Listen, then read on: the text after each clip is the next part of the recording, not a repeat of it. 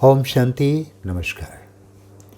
प्रतिवर्ष जुलाई मास आते ही हम सबको दीदी मनमोहिनी जी की यादें आने लगती हैं। प्रजापिता ब्रह्मा कुमारी ईश्वरीय विश्वविद्यालय की दीदी मनमोहिनी जी कोई परिचय की मोहताज नहीं है। दीदी जी को हम सब जानते हैं कि दीदी एक बड़े धनाढ़ कुल की थी, लेकिन यहाँ तक ईश्वरीय विश्वविद्यालय को लाने के निमित्त भी दीदी जी बनी। ऐसी दीदी जी को हम सब जुलाई मास में उनकी पुण्य स्मृति में हम रहते हैं। तो आज हमारे बीच में अनुभवों का शेयर करने के लिए आदरणीय शीलू बहन उपस्थित हैं। तो शीलू बहन, आपका बहुत बहुत स्वागत है। नमस्कार। शीलू बहन जी, आपने देखा, दीदी जी को देखा और रहे भी, और ये हमारा भी सौभाग्य रहा कि हम भी दीदी जी के साथ कुछ वर्ष रहे। लेकिन दीदी जी को आज यज्ञ में बहुत लोग जो हैं ऐसे हैं जो जानते नहीं। तो मेरा पहला प्रश्न होगा कि दीदी जी के बारे में बताएं, दीदी जी का परिचय बताएं, ताकि हमारे जो भाई बहनें जो नए हैं, क्योंकि दीदी जी को दिवंगत हुए बहुत दिन हो गए, बहुत वर्ष हो गए, तो उनके विषय में बताएं कि दीदी जी कहाँ जन्म लिया, कैसे पालना हुई और कैसे कैसे आगे बढ़ी हो। ओम शांति। दीदी जी का लौकिक नाम गोपी था। बचपन से ही दीदी श्री कृष्ण की दीवानी थी, और जैसे ही वो ज्ञान में आई, बाबा को देखा तो श्री कृष्ण का बहुत साक्षात्कार करती थी। उनकी याद में डांस भी करती थी, खो जाती थी, लगन में मग्न हो जाती थी श्री कृष्ण के। ऐसी गोपिका थी, जैसा नाम था वैसे ही उनके गुण थे। अब बहुत धनाढ़ परिवार से थी और शादीशुदा थी। वो छोटी आयु में इनकी शादी हो गई थी, तो कुछ विशेष पढ़ाई नहीं की।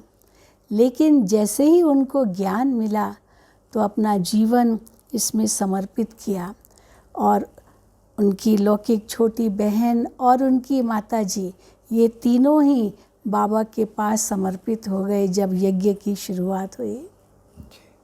दीदी, मैंने सुना कि दीदी जी पूरे यज्ञ को बहुत अच्छा संभालती थी, और ये भी सुना है कि कैसे वो सिंध हैदराबाद से माउंट आबू लेकर आने में, संस्था को लाने में, ट्रांसफ़र करने में बहुत बड़ा योगदान था। तो कुछ दीदी जी के लौकिक परिचय के बारे में बताइए कि दीदी जी कहाँ थी, कैसे चली। क्योंकि दीदी जी एक धनाढ़ परिवार की थी, उनके लौकिक चाचा चाची सब सिंध हैदराबाद से भारत में आए। तो मुंबई में उन्होंने कॉलेज खोले, हॉस्पिटल खोले। जसलोक हॉस्पिटल आप जानते होंगे, उनके ही चाचा चाची ने ही उस हॉस्पिटल को बनाया। जसुमती लोकुमल के नाम से जसलोक हॉस्पिटल बनाया। KC college, Kishan Chand Chelaram college जो बॉम्बे का मशहूर कॉलेज है, वो भी उनके ही परिवार वालों ने बनाया। तो दीदी तो हैदराबाद सिंध से ही बाबा की बन गई। उन्होंने धन दौलत की कोई परवाह नहीं की, और बाबा से जो उनको साक्षात्कार हुए, जिसके कारण दीदी तुरंत फिदा हो गई और इस ईश्वरीय विश्वविद्यालय में पूर्ण रूप से समर्पित हो गई। तो शुरुआत की कहानी तो इस प्रकार से है। लेकिन यज्ञ में कई बातें हुई, कई विघ्न आए, लेकिन दीदी उनको पार करती हुई और कैसे आगे बढ़ी। बाबा का उनमें बहुत विश्वास था, क्योंकि जो भी कार्य बाबा उनको देते थे वो सुचारू रूप से करती थी। और जब यज्ञ 14 साल कराची में रहा, उसके बाद भारत आने की बात हुई, तो कई कहते थे कि आप भारत में किसी पहाड़ पर जाइए, क्योंकि पहले तो कराची में थे जो सागर के किनारे था। तो शिव बाबा ने भी उनको यही कहा कि भारत में कोई पहाड़ पर जाएं। तो ये माउंट आबू जो विशेष पहाड़ है, ये दीदी जी ने चुना। बहुत जगह गए, कई हिल स्टेशंस पर गए, लेकिन दीदी को ये माउंट आबू हिल स्टेशन बिल्कुल पसंद आया, क्योंकि यहाँ राजाएं महाराजाएं अपने महलों में रहते थे, तो उस समय गर्मी के दिनों में वो यहाँ आते थे। तो जब भारत गणतंत्र हुआ 1950 में, तो सब राजाओं की राजाई तो चली गई, तो इसलिए कई महल खाली थे। तो दीदी ने ब्रिज कोठी, भरतपुर राजा की कोठी कहो, महल कहो, वो चुना और बाबा को भी पसंद आ गया। तो ये संस्था यहाँ माउंट आबू में स्थानांतरित हुई।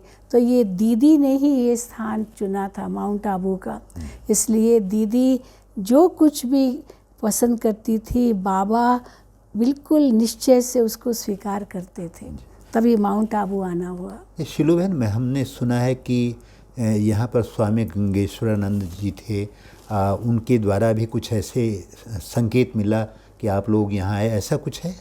हाँ, ये भी है, क्योंकि स्वामी गंगेश्वरानंद उस समय सिंधियों के गुरु थे। तो उनको पता चला कि ये संस्था स्थानांतरित हो रही है और भारत में कोई हिल स्टेशन चाहती है, तो उन्होंने ही बाबा को कहा कि बाबा, मेरा एक आश्रम है माउंट आबू में, और वहाँ आप जाकर देखिए, अगर आपको पसंद आए तो आप वहाँ रहे, क्योंकि कोई रहता नहीं है वहाँ, खाली पड़ा है, आप लोग वहाँ रह सकते हैं।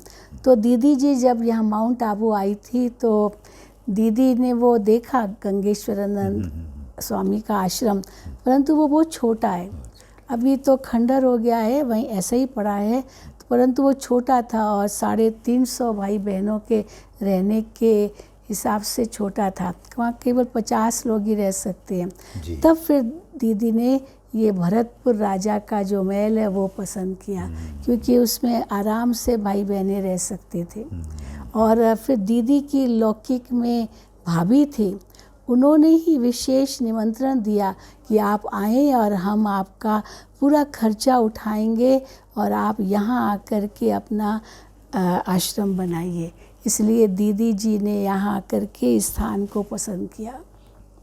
शीलू बहन, पहले तो सुना है कि मम्मा तो थी ही प्रथम मुखी प्रशासिका, फिर बाबा थे, कैसे दीदी जो है वो नियुक्त हुई यज्ञ की इंटरनल व्यवस्था में, उसकी जिम्मेदारी कैसे मिली? दीदी जी एडमिनिस्ट्रेशन में बहुत होशियार थी, क्योंकि चारों तरफ जो यज्ञ के सेंटर्स खुलते गए, तो दीदी अक्सर दिल्ली में रहती थी, और दिल्ली के आसपास जितने भी सेवा केंद्र हैं जो स्टेट्स में, जैसे पंजाब, हरियाणा, हिमाचल प्रदेश, पूरा northern zone, eastern zone, UP और राजस्थान, ये सब दीदी की देख रेख में चलता था। तो दिल्ली में रह करके दीदी ने ये सारा संभाला, और जो कुछ भी होता था बाबा को वो बताती रहती थी। और उस समय दादी प्रकाशमणि जी मुंबई में रहती थी। मुंबई में रह करके गुजरात, महाराष्ट्र, आंध्रा, कर्नाटक आदि जो साउथ के सेंटर्स हैं, उनका दादी जी एडमिनिस्ट्रेशन करते थे। तो दादी तो मुंबई में रहते थे, लेकिन दीदी दिल्ली में रहती थी। तो मम्मा के देह त्याग के बाद यहाँ पर नियुक्ति चाहिए थी, क्योंकि मम्मा फर्स्ट एडमिनिस्ट्रेशन हेड थी, वो सारा संभालती थी, उनके नाम पर ही सारा यज्ञ चलता था। बाबा तो निमित्त थे ही, लेकिन बाबा ने तो सदा ही अपने को गुप्त रखा। तो मम्मा के देह त्याग के बाद 24 जून 1965 के बाद अवश्य ये बाबा को ख्याल आया कि अभी किसी को मधुबन में रखना होगा। तो फिर दीदी को दिल्ली से माउंट आबू में बुलाया, और उसके बाद जैसे दीदी पूरा एडमिनिस्ट्रेशन यज्ञ का संभालती रही, मधुबन में रहकर बाबा के साथ साथ। बाबा तो थे ही, लेकिन जैसे मम्मा संभालती थी वैसे दीदी संभालने लगी मम्मा के बाद। मैंने सुना है कि बाबा जब अव्यक्त हुए तो उस समय दीदी नहीं थी और दादी थी, तो दादी का कैसे आना हुआ और दीदी का कैसे बाहर रहना हुआ था? क्या उस समय दीदी जी इलाहाबाद गई हुई थी, वहाँ पर कुंभ मेला था, तो तो इसीलिए दीदी तो जाते रहते थे, निमंत्रण उनको मिलते रहते थे। तो मधुबन से दीदी अक्सर बाहर जाते थे। लेकिन उन्हीं दिनों में दादी प्रकाश मणि मुंबई से मधुबन आई हुई थी एक पार्टी को लेकर। कुछ विदेश के भी भाई बहनें थे, तो बाबा से मिलाने के लिए उनको लेकर आई। तो 4 दिन तो आराम से सभी रहे और 17 तारीख को, क्योंकि 17 जनवरी 1969 को वो पार्टी तो चली गई, क्योंकि बाबा ने दादी को कहा कि कुछ दिन आप रुक जाओ और पार्टी चली जाए। तो पार्टी चली गई और दादी जी कुछ दिन रुके। तो कैसे दादी जी मधुबन में थे और दीदी जी तो थे नहीं। और 18 जनवरी को बाबा अव्यक्त हुए, दादी जी उनके सम्मुख थी और किस प्रकार से ब्रह्मा बाबा ने अपनी सारी शक्तियाँ दादी प्रकाश मणि जी को विल की और उसके बाद बाबा अव्यक्त हुए। तो दादी प्रकाश मणि भी मानो बाबा के बाद वो एडमिनिस्ट्रेटिव हेड बनी। तो दीदी तो थी ही, और दीदी फिर जब वापस आई तब बाबा के पार्थिव देह का अंतिम संस्कार हुआ। लेकिन उसके बाद अव्यक्त बाप दादा ने दीदी और दादी दोनों को एडमिनिस्ट्रेशन के लिए नियुक्त किया और कहा कि अभी शिव बाबा ब्रह्मा बाबा तो बैकबोन रहेंगे और आगे दीदी और दादी रहेंगी। और उसके बाद दीदी और दादी 2 हंसों का जोड़ा बन करके इस यज्ञ को दिन दुगनी रात चौगनी गति से आगे बढ़ाया। तो इसी प्रकार दीदी तो थी ही और फिर दादी भी साथ में रही और दोनों एक साथ एडमिनिस्ट्रेशन को संभालते रहे। और सचमुच यह ईश्वरीय विश्वविद्यालय कितना आगे बढ़ा दीदी दादी के सानिध्य से। शिलू बहन, अक्सर करके कोई इंस्टीट्यूशन होता है तो उसमें कोई हेड होता है, लेकिन 2-2 मिल करके करें तो बाहर की दुनिया में तो कहीं आपस में कभी कभी थोड़ा तालमेल कम जमता है। लेकिन यहाँ तो कहा जाता है कि दीदी दादी 2 देह मगर एक जान थे, एक प्राण थे। तो इतनी दोनों में आपस में समझौता या कहिए या सूझबूझ कहिए, मेल मिलाप चाहिए। आप क्या समझते हैं कि दोनों में किस खूबी के कारण दोनों में बड़ा अच्छा तालमेल रहा? वैसे ही दोनों तो यज्ञ में सखियाँ तो थी ही और दीदी एडमिनिस्ट्रेशन संभालने में बहुत ही प्रवीण थी। परंतु जैसे ही दादी जी यहाँ मधुबन में आए और दोनों ने मिल करके इस कार्य को संभाला, तो विशेषता ये थी कि दादी जी दीदी को बहुत रिस्पेक्ट देते थे। लेकिन जितना दादी जी दीदी को रिस्पेक्ट देते थे उतना दीदी भी दादी को बहुत रिस्पेक्ट देते थे। एक ने कहा दूसरे ने माना, एक ने कोई बात कही दूसरे ने उसी समय स्वीकार कर लिया। कभी आपस में कोई अनबन हो ये कभी नहीं देखा। और इसीलिए कहा कि 2 हंसों का जोड़ा दीदी और दादी। और कैसे कई कोशिश करते थे कि कोई बात दादी जी ने मना की, परंतु हम दीदी के पास जाकर दीदी से मनवा लेंगे। लेकिन दीदी कभी नहीं इस प्रकार से मानती थी जब तक दादी जी ने नहीं माना है, और दादी जी कभी नहीं मानती थी जब तक दीदी जी ने नहीं माना है। इसीलिए दोनों मिल करके इतना सुंदर रूप से इस ईश्वरीय विश्वविद्यालय को आगे बढ़ाया। ये एक बहुत बड़ा मिसाल इस विश्वविद्यालय का है कि 2 बहनों ने मिल करके इस पूरी संस्था का एडमिनिस्ट्रेशन संभाला। और शिलू बहन, हमने सुना और देखा भी कि 350 भाई बहनें, भाई तो थोड़ी ही थे, लेकिन उनके साथ जो दादियाँ वरिष्ठ उनके समकक्ष थी, उन सबको भी मिला के इस संस्था की यूनिटी इतनी अच्छी रही, सारे संसार के लिए उदाहरण है। तो ये चीज़ कैसे, यूनिटी के पीछे क्या भाव था या क्या विशेषता थी कि सब में बड़ा आपस में मेल मिलाप था? वास्तव में भगवान ने हमको ज्ञान ही ऐसे दिया है कि सबको रिस्पेक्ट देना है, सबको आत्मा समझना है, सब भाई भाई है, ये तो हम कहते ही हैं। तो ज़रूर बाबा ने उनको इतनी ऊंची पालना दी जिसके आधार से उनके अंदर एक बेहद की वृत्ति दृष्टि रही, जिसके फलस्वरूप दोनों ने मिल कर के इस कार्य को इतना आगे बढ़ाया। और बाबा तो निमित्त थे ही, लेकिन दीदी और दादी ने मिल कर के जो कार्य किया वो सचमुच कोई भी उसका दूसरा कोई मिसाल नहीं हो सकता। ये हमने देखा। तो ये आपस में मिल कर के करना ये ज्ञान के कारण है, क्योंकि भगवान हमको इतना ऊंचा ज्ञान देकर हमें बेहद में ले जाते हैं, सब हदों से पार ले जाते हैं। और ये भगवान का कार्य है, ये कोई इंसान का कार्य नहीं है। हम ईश्वर का कार्य कर रहे हैं, हम तो केवल निमित्त हैं। तो निमित्त समझ करके जब हम कार्य करते हैं तो वो कार्य तो बहुत सुंदर होगा ही। और ईश्वर का कार्य है तो उनके प्रति भी जो हमारी श्रद्धा है उसके कारण हम वो कार्य श्रेष्ठ करेंगे। और इस ईश्वरीय विश्वविद्यालय का एक बहुत बड़ा नारा है, स्व परिवर्तन से विश्व परिवर्तन। मैं पहले बदल जाऊं, मेरे बदलने से दूसरा बदलेगा। मैं दूसरे को बदलने की कोशिश करूं, नहीं बदलेगा, पर पहले मैं खुद परिवर्तित हो जाऊं। तो स्व परिवर्तन से हम सारे विश्व को बदल सकते हैं, ये यहाँ की विशेषता है। इसी के आधार से ये कार्य इतना आगे बढ़ रहा है।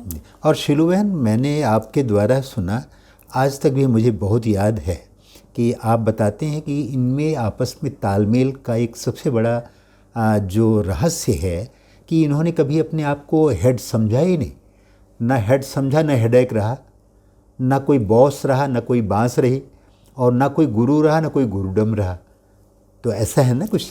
बिल्कुल। दादी जी से किसी पत्रकार ने पूछा कि दादी आप तो यहाँ हेड है, तो आप ये सब कैसे करते हैं? तो सबसे पहले दादी जी ने यही कहा, मैं यहाँ हेड नहीं हूँ, क्योंकि हेड समझने से हेडेक हो जाता है, ऐसे दादी जी कहते थे।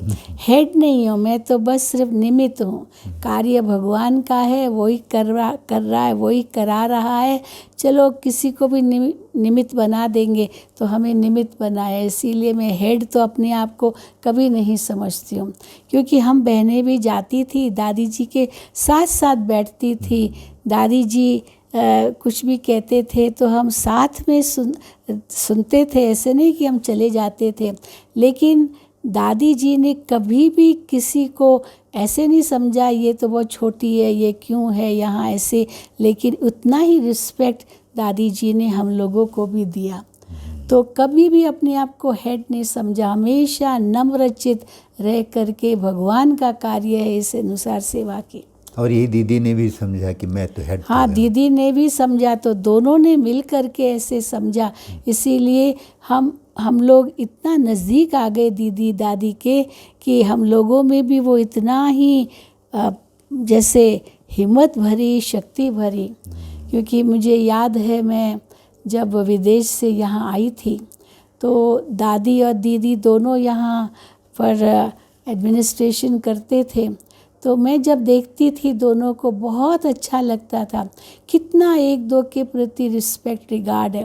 भोजन भी करेंगे तो साथ में करेंगे, पैदल भी करेंगे तो साथ में करेंगे, और बिल्कुल एक दो से जैसे जुदा होने का कोई प्रश्न ही नहीं। दीदी ने कहा, दादी कहेगी जी दीदी, दादी ने कुछ कहा, दीदी कहेगी जी दीदी, जी दादी। तो मानो मैं देखती थी वो रिस्पेक्ट, रिगार्ड, प्यार, प्रेम, जिसके कारण मेरे अंदर भी वो भावना इतनी ऊंची बढ़ गई कि मुझे भी सबके प्रति वैसा ही व्यवहार करना है। तो दीदी दादी से मैंने बहुत कुछ सीखा। और मुझे याद है जैसे मैं विदेश से आई, 1976 की ये बात होगी, तो मैंने दादी जी से पूछा, दादी जी मैं मधुबन में रह रही हूँ तो मुझे यहाँ कैसे चलना है? तो क्योंकि उस समय विदेशी भाई बहनें भी आने लगे थे, विदेश से आते थे, तो उनकी ट्रांसलेशंस करते थे हम, और राजयोग शिविर भी कराते थे। तो दादी जी से मैंने ये प्रश्न किया, तो दादी ने कहा कि आप टीचर तो बहुत अच्छी हो, लेकिन अभी आपको एक माँ का रूप बनना है, माँ के रूप में पालना करनी है। भगवान ने हमको यही सिखाया है कैसे मैं कुमारी हूँ तो भी कुमारी होते हुए भी माँ के संस्कार बाबा ने हम में भरे हैं। बहुत तो अच्छा। तुम भी ऐसे बन करके सबकी इस प्रकार सेवा करो। भाषण करना कोई बड़ी बात नहीं है, लेकिन आप ऐसा प्यार दो, निस्वार्थ प्यार दो, ताकि वो सचमुच बाबा का बन जाए। क्योंकि दादी जी में मैंने ये विशेषता देखी और दीदी में तो बिल्कुल ही देखी, कैसे उनके पास जो भी आते थे उनको बाबा का बनाती थी, कभी भी अपने में नहीं फंसाया। हाँ, मैं ऐसे हूँ, मैं ऐसे हूँ, ये कभी नहीं कहा। तो बाबा को देखो, बाबा जैसा बनना है, बाबा ने ये किया, तो बाबा के तरफ दृष्टि दीदी की जाती थी, तो ऑटोमेटिकली सबका बुद्धि योग बाबा की तरफ जाता था। तो ये विशेष हमने दीदी से सीखा, दादी से भी सीखा। इसलिए हम दीदी को दादी से अलग कर ही नहीं सकते। ऐसा अनुभव होता है कि दीदी का माना दादी, दादी का माना दीदी, हम इस प्रकार से दोनों को देखते हैं। शीलू बहने, बहुत बड़ा उदाहरण है आज के ज़माने में। देखिए, लोगों में आपस में मन मुटाव रहता है, मिलते नहीं हैं। अगर मिल भी गए कुछ आधार से, स्वार्थवश, फिर वो बिखराव हो जाता है। लेकिन इतनी बड़ी संस्था, इतनी बड़े बड़े सीनियर्स हैं, उनमें आपस में इतना तालमेल होना, इतना मतैक्यता होना, इतनी एकता होना, बहुत सचमुच ही बहुत बड़ा उदाहरण है। क्योंकि ये भी बाबा मम्मा से सीखा, कैसे सबको आगे रखना। बाबा कहते थे अगर दूसरे को आगे रखेंगे तो आप पीछे नहीं हटेंगे, बिल्कुल। आप भी और ही आगे जाएंगे अगर दूसरे को आगे रखेंगे। इसलिए ये संस्था इतनी आगे बढ़ी, क्योंकि इतनों की पालना करना वो तो ठीक, लेकिन इतनों को आगे बढ़ाना इस आध्यात्मिकता के क्षेत्र में ये बहुत बड़ी बात थी। तो बाबा ने तो किया ही, लेकिन दादी दीदी ने भी उतना ही, उनसे भी आगे बढ़ चढ़ करके किया। तभी तो आज इतनी सारी ब्रह्मा कुमारी बहनें हैं जो इस संस्था में समर्पित रूप से सेवाएं कर रही हैं, इतने सेवा केंद्र संभाल रहे हैं, और दीदी दादी समान बन करके, बाप समान बन करके कार्य कर रहे हैं। तो ये विशेषता ईश्वरीय विश्वविद्यालय की है। दीदी तो गुणों की भंडार थी, गुणमूर्त थी, और हमने देखा दीदी और दादी में भी अच्छी अंडरस्टैंडिंग थी, अच्छी सूझबूझ थी, समझ भी थी। आपकी दृष्टि में दीदी के उन सब गुणों का थोड़ा सा हमारे दर्शकों को आप ज़रूर बताएं कि दीदी में इतने गुण कैसे और क्या क्या थे विशेषताएं जो मन को मोह लेती थी। दीदी जी की धारणा बहुत पक्की थी। दीदी जी अमृत वेले ज़रूर आती थी क्लास में और योग कराती थी। ये दीदी की सबसे पहली विशेषता थी। अमृत वेले योग भी कराती थी। फिर क्लास में जब आना होता था तो सबसे नंबर 1 स्टूडेंट बन करके नोटबुक पेन लेकर के सामने आके बैठ जाती थी, और जो दादी मुरली सुनाते थे वो दीदी नोट करती थी। फिर नोट करके उसमें से प्रश्न निकालती थी, और बहुत खेल करती थी कईयों से। जैसे कोई पार्टी आती थी, नहा धो कर के पहले दीदी से मिलती थी, तो दीदी उनको कहती थी अच्छा पहले मैं आपको कुछ प्रश्न पूछूंगी आज की बाबा की मुरली से, आपको उनको सही जवाब देना है। आपसे मैं बैडमिंटन खेल खेलूंगी। तो वो सोचते बैडमिंटन खेल कैसा होता है, लेकिन प्रश्न पूछती थी, और प्रश्न का उत्तर जो बाबा अनुसार था, उनकी मुरली अनुसार वो नहीं होता था, तो दीदी कहती थी तो आप फेल ऐसे हंसाती थी। तो फेल हो गए तो कोई जवाब देते थे अलग अलग, लेकिन बाबा अनुसार तो जवाब नहीं मिलता था। इसलिए प्रश्न भी ऐसे निकालती थी जो कोई और निकाल न सके। तो भले दीदी इतनी पढ़ी लिखी नहीं थी, लेकिन इंटेलिजेंट बहुत थी, और सबको कैसे चलाती थी। कई उनसे डरते भी थे कि दीदी बुला रही है, पता नहीं क्या होगा, पता नहीं क्यों बुला रही है। और डबल विदेशी जो मधुबन में आते थे, उनके साथ भी दीदी इतना हंसाती थी उनको, इतना उनको नज़दीक लाती थी, इतनी उनसे रमणीकता से बात करती थी। तो मेरा भी ये सौभाग्य था कि दीदी के संग हमारा रहना हुआ। मुझे याद है कैसे दीदी छोड़ती नहीं थी, किसी को कैसे उसको चेंज करना है वो दीदी सिखाती थी। तो एक छोटा सा मिसाल मैं दे सकती हूँ। बाबा के अव्यक्त होने के बाद बाबा ने अव्यक्त बाप दादा ने ये कहा था कि यहाँ पर ट्रेनिंग रखो मधुबन में, कुमारियों की ट्रेनिंग, माताओं की, युगलों की, टीचर्स की, आदि आदि। तो कुमारियों की ट्रेनिंग रखी थी मई 69 में। तो हम भी उस ट्रेनिंग में आए थे। हम लोग करीब 30 कुमारियाँ थी जो कॉलेज की पढ़ाई करके आए थे और यहाँ 1 महीने की ट्रेनिंग में थे। तो एग्ज़ामिनेशन तो हम दे के आए थे अपने अपने शहरों में, और एग्ज़ाम के बाद यहाँ आ गए तो रिज़ल्ट हम लोगों को यहाँ मिली, यहाँ पता चला। तो एक बहुत मज़ेदार सीन थी कि सबकी रिज़ल्ट आ गई तो एक बहन दीदी को कहती है, दीदी मैं तो फ़ेल हो गई। तो दीदी उसका उत्साह बढ़ाने के लिए, उमंग बढ़ाने के लिए कहा, कोई बात नहीं, फ़ेल हो गई तो इसमें क्या, वहाँ फ़ेल, यहाँ पास, बाबा के घर में आप पास, तो इसलिए आप पास हो बाबा के घर में, वहाँ फ़ेल हुई कोई बात नहीं। तो जैसे उनका उमंग उत्साह बढ़ाती थी। फिर एक बहन आई दीदी को कहती, दीदी मैं तो बहुत अच्छे नंबर से पास हो गई, मैं तो फर्स्ट क्लास में आई, दीदी मैं तो बहुत अच्छी मार्क्स मिली मुझे, जैसे अभिमान से कहने लगी। तो दीदी ने कहा, अच्छा, वेरी गुड, बहुत अच्छा, अब मुबारक हो, लेकिन आप संभालना, हाँ वहाँ पास तो यहाँ भी पास होके दिखाना, यहाँ भी, यहाँ फेल नहीं होना, यहाँ भी आपको पास दिखा होकर के रहना है। और फिर आप सेंटर पर जाओगी तो वहाँ आपके आगे बहुत बातें आएगी, तो उसमें भी पास होना है। तो इसीलिए वहाँ पास हुई तो कोई बड़ी बात नहीं है, पर यहाँ पास होके दिखाओ। तो वो जो इतना अभिमान से आई होगी या इतना नशे से आई होगी, उसका नशा दीदी कम करती थी। बैलेंस। तो पहले का नशा बढ़ाया कि वहाँ फेल कोई बात नहीं, यहाँ पास। और यहाँ जो दूसरी आई वो अभिमान से आई तो उसका नशा कम किया और उनको उमंग दिलाया कि यहाँ भी तुम पास होगी। तो इस प्रकार से दीदी की विशेषता थी। आपने जो कहा कि अमृत बेला दीदी का बड़ा था, मुझे भी ऐसे अनुभव हुआ कि सिरोही से रात को 11 बजे, 11:30 बजे दीदी आई, मैंने देखा।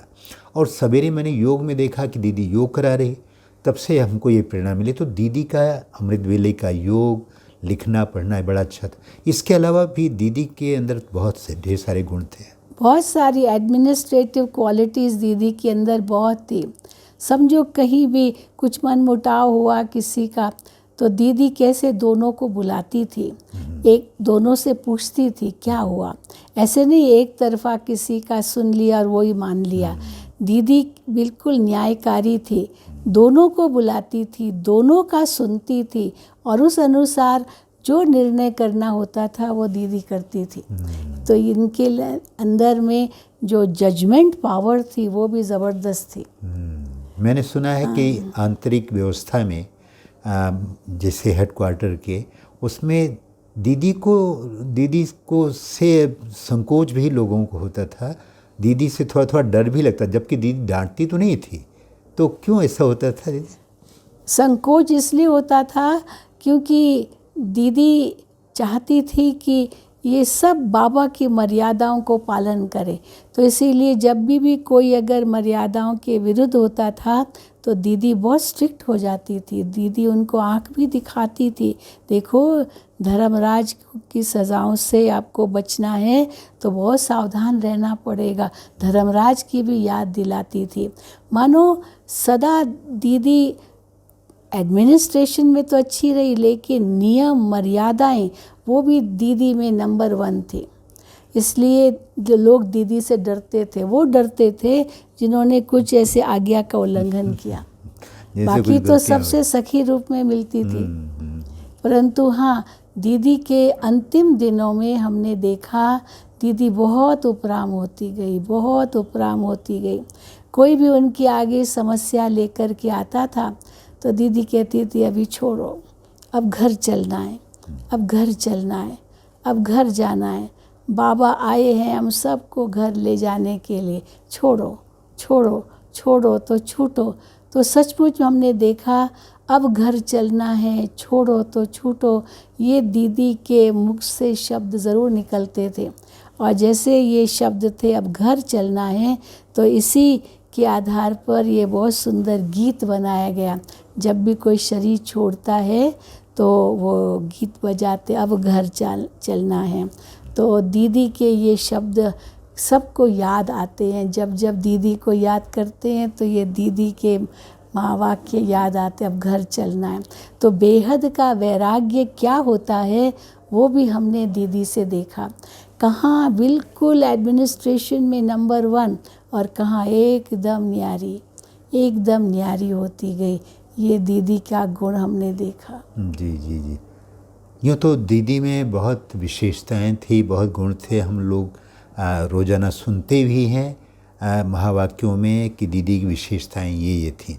आपको दीदी की कौन सी विशेषता ऐसी लगी कि हमारे लिए सारे गुणों में से वो बहुत विशेष है? स्टूडेंट लाइफ दीदी का विशेष। इतनी बुज़ुर्ग होते हुए भी दीदी की कई बार घुटनों में भी प्रॉब्लम होती थी, दर्द होता था, लेकिन फिर भी दीदी ये सब परवाह न करके अपने स्टूडेंट लाइफ में रहती। और पत्र व्यवहार भी दीदी पूरा करती थी। जो पत्र लिखते थे दीदी उनको जवाब ज़रूर देती थी। और उसके कारण भी दीदी सबके निकट गई। सब टीचर्स से मिलती थी, उनकी बातें सुनती थी, उनका कुछ भी प्रॉब्लम होता था वो सॉल्व करती थी। इस प्रकार से एडमिनिस्ट्रेशन में भी अच्छी रही, परंतु एक टीचर बन कर के क्लास कराए, लेक्चर देवे, वो नहीं करती थी। वो फिर दादी जी करते थे। जी। इसलिए कुछ बातें दीदी जी की विशेष तो कुछ बातें फिर दादी जी की विशेष। शीलू बहन, मैंने सुना कि दीदी जब किसी से मिलती थी, कोई IPS VIPs या जो भी मिलते थे, तो उनको पक्का बाबा का बना के ही रखती थी, क्योंकि ऐसा अट्रैक्शन था कुछ उसके संबंध में। बिल्कुल बिल्कुल।